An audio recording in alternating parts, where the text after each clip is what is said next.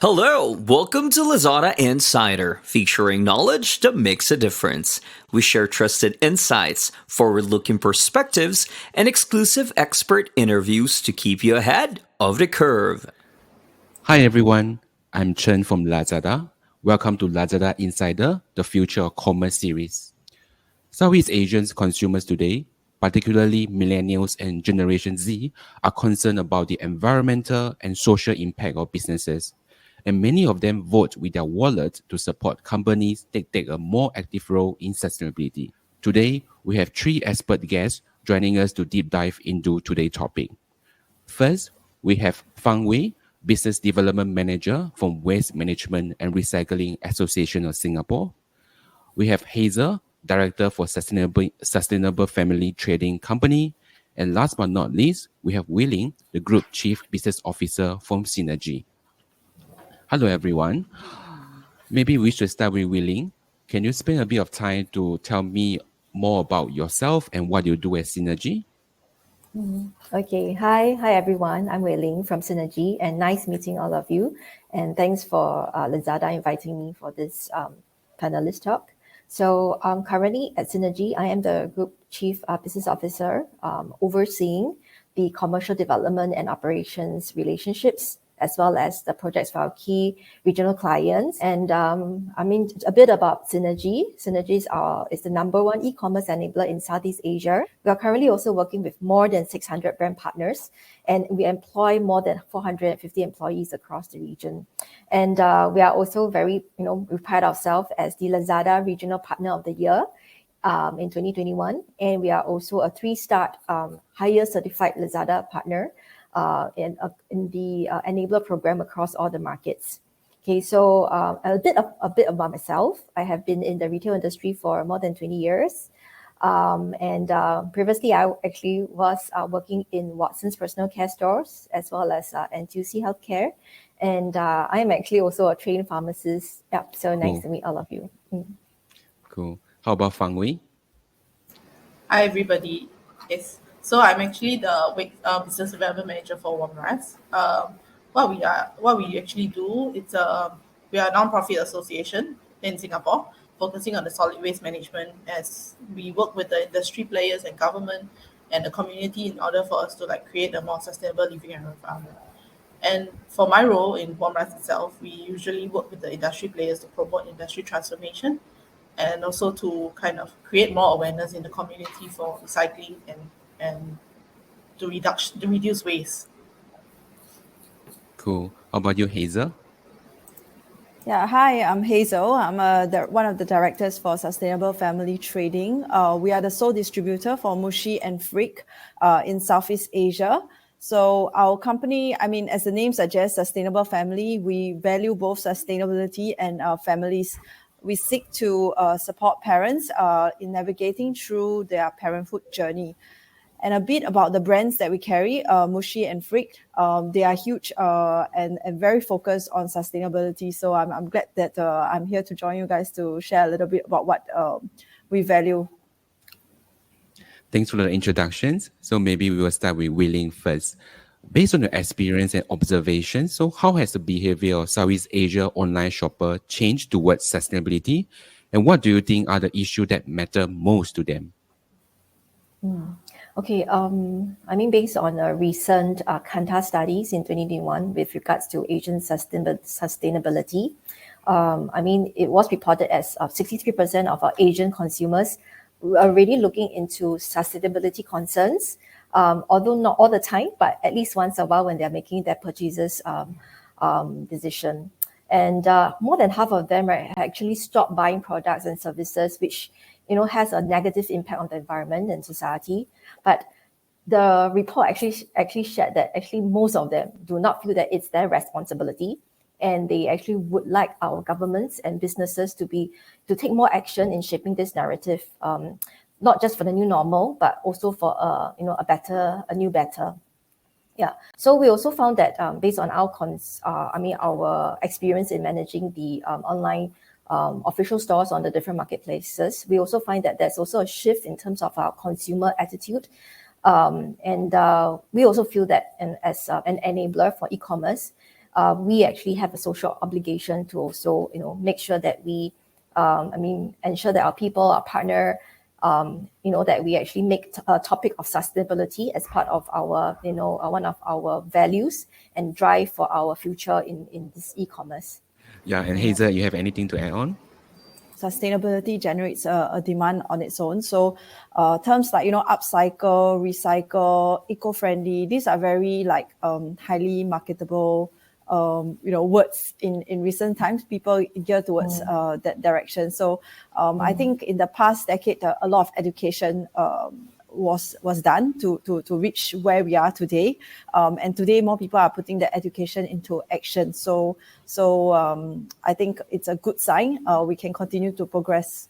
And come to Wei-Ling these questions. So why do you think sustainability is important to e-commerce and in general? Okay, I think if I were to use Singapore as an example, just in 2018, right, it was reported that we actually produced 1.6 million tons of domestic waste, out of which a third was packaging, and another half was actually plastic. So, and out of this waste that we actually generate, only 4% of plastic were recycled. And I think in the last 2.5 years, because of COVID, packaging waste have risen to unprecedented levels, while recycling rates continue to be very low.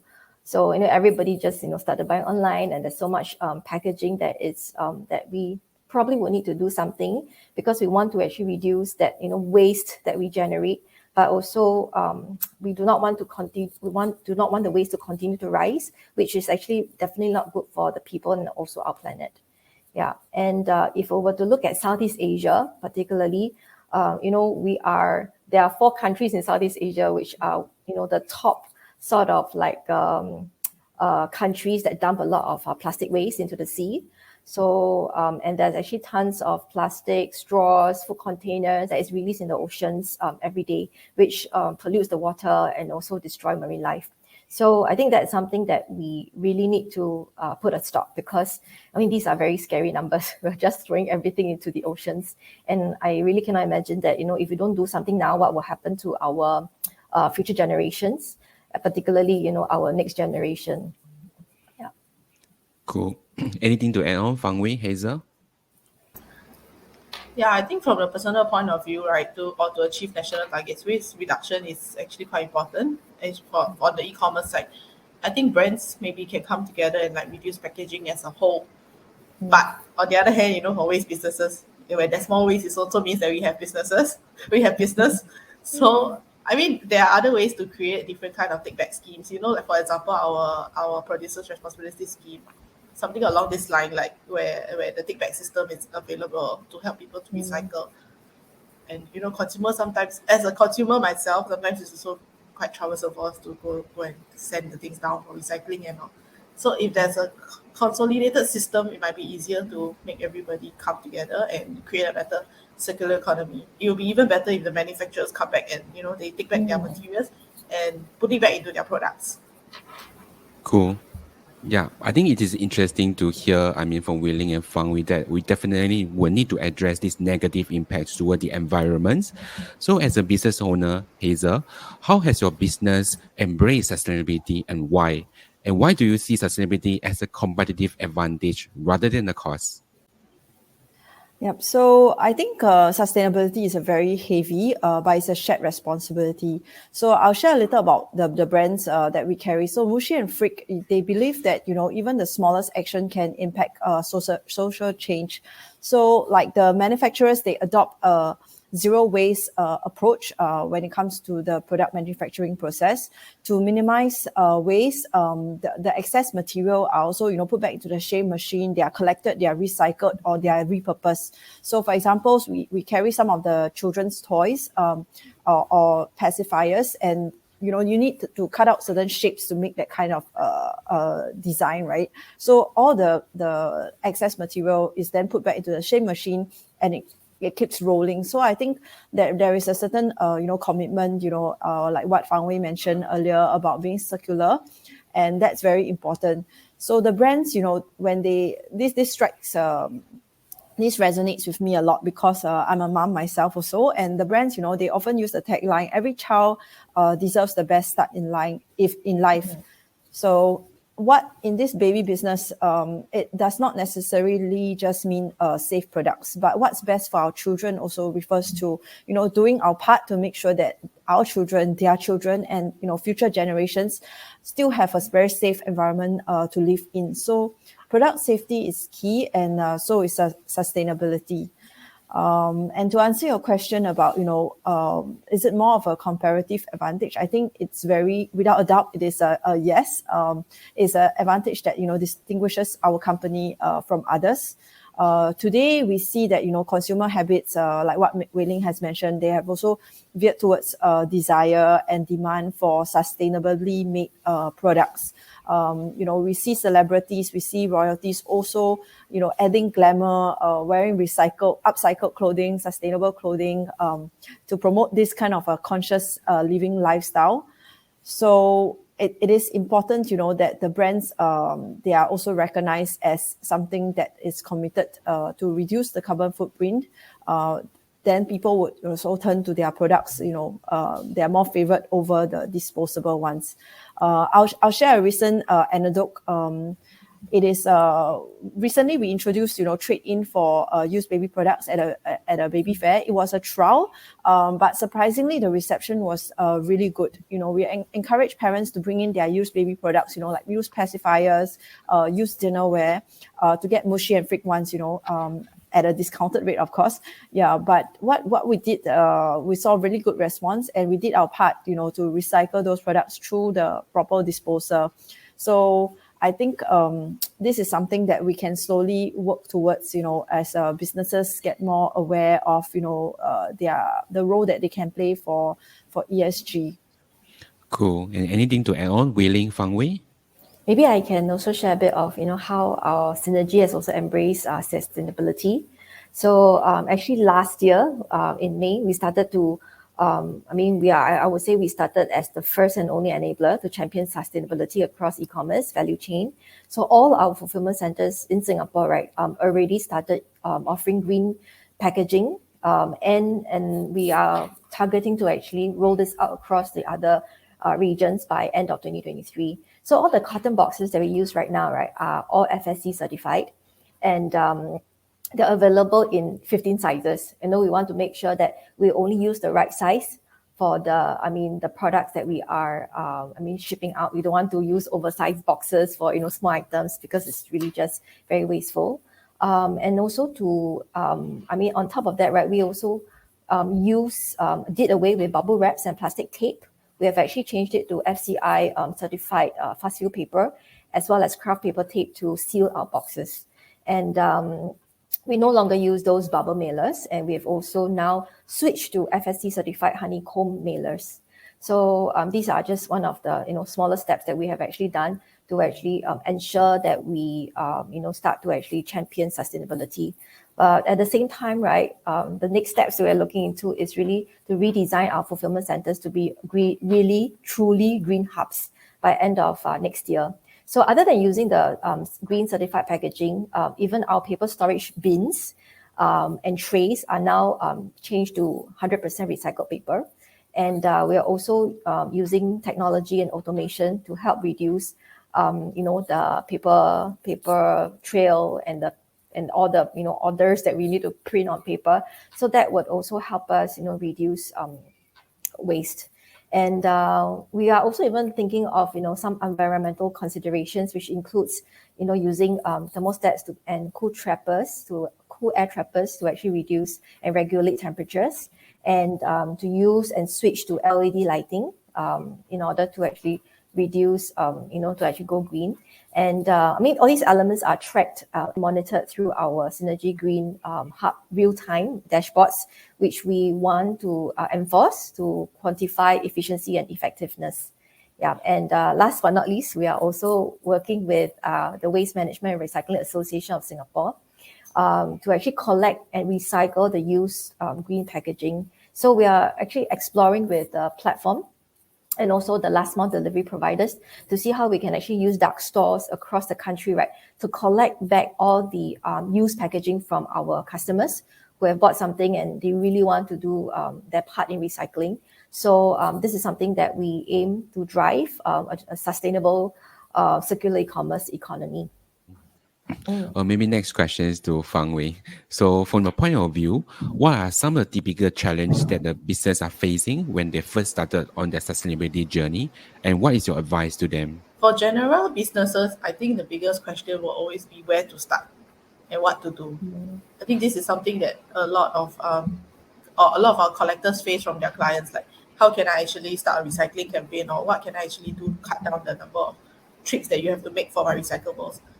But I think all this comes down to like what exactly are the types. So like there's some Wei mentioned there's a way to track like what you have, what are the materials and all. Actually it depends on what is really the bulk of your materials, and it's easier to understand it better with your facilities manager or the waste collector, or you can even run a waste audit. There will be a plans in place that you can actually talk about how you can insert certain solution or what can you actually reduce. So maybe you can insert more recycling bins, or like some countries they have even like a recycling bin that where you can pour away the drinks, so you get your cups. This is really really in depth of recycling in the mall and such. So these are some of the things that can be out there to help improve recycling rates. But also, I think some companies are also afraid of like any upfront costs that might be incurred. But what they don't see is actually, if your upfront cost may be a few $1,000s, but actually you can have an ROI in the next maybe 12 months because you cut down a lot on your disposal fees. With disposal fee increasing, GST increasing, I don't think they should see the upfront costs as a main hurdle, and maybe and look at it in a longer term sustainability, whether it's for the business, for operations, and also for the environment. Cool. Anything to add on, Hazel, Wei? Earlier we mentioned, the consumers' behaviors are also changing, but there are still they still demand that certain packaging are used for their products. So I think that's where companies or businesses, they may ourselves included, we may find it a challenge to balance what is the consumer expectations when they purchase an item from you versus what they receive. So it is a struggle, but definitely not something insurmountable. I think we can definitely overcome this with time. I mean, to add on to what Hazel has mentioned, I think it's really also to educate the consumers that they have to do their part in sustainability. So we could also be working with, let's say, the platform partners like Lazada or any other marketplaces to offer like a pathway for the consumers to shop and filter for products which are, let's say, sustainable. Yeah, and this will become, I would say, a unique selling point for the products. If let's say they are manufactured in with a very low carbon footprint, and they also make a conscientious effort to make sure that they recycle products and try to limit their wastage in terms of production or manufacturing. Yeah, so I think that will definitely be something that we foresee would be I would say developing, and I'm quite certain in the next few years that will be becoming a stronger demand from the consumers, and that will definitely push that to the brand owners and the manufacturers to actually work towards this sustainability initiatives. Cool. And last but not least, Fang Wei, do you have anything else to share with our audience? I think for generally for sustainability, I think everyone needs to have their own efforts. Okay, we're not trying to be environmentalists here, but at least everybody do a little bit to help the environment. It also helps the sustainability across, whether it's for businesses. I mean, like businesses for ourselves, businesses for platforms or anything else. There is some sort of like sustainability involved. Just what kind and how can we actually help each other to it's like the kind of like Yes. you help me to help yourself. Yep. Yeah, so we are trying to protect the environment, and then with the recent climate change, it's not easy to manage the different temperatures and all going on. So yeah, it's just everybody needs to do their part in terms of like from brand owners to us, even as consumers. Cool. How about you, Hazel? I think I always believe in starting small but dreaming big, and I think it's something that we with e-commerce changing, with retail landscape changing as well. People are adopting new trends very quickly. So I personally see sustainability as a trend itself, but it is one that I hope that this trend can last for decades. So this is 2022. Perhaps in a year's time, what Wei Ling suggested, which I think is a brilliant idea, to see on those platforms, maybe an icon, and for brands to promote a little about what they're doing for sustainability. I think that's definitely structures would drive the consumer behavior. So we will do our part. Cool. How about you, Willing? I think just to echo what Fang and Hazel has mentioned, right? I think it's 3 points. First, we have to start now. We don't need to wait any longer.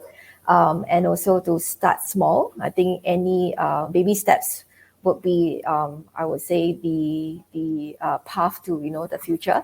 And with the small efforts that we put in, we definitely be able to scale in the next few years. And of course, to work with like-minded partners. So definitely we can actually look out for partners. I mean, where we actually look into waste management and recycling efforts that we can actually put through to our business, and also looking for brand partners, who are also that gravitates towards sustainability. Cool. I think thanks for sharing your idea, your insights. I think we have discussed and hear a lot of idea.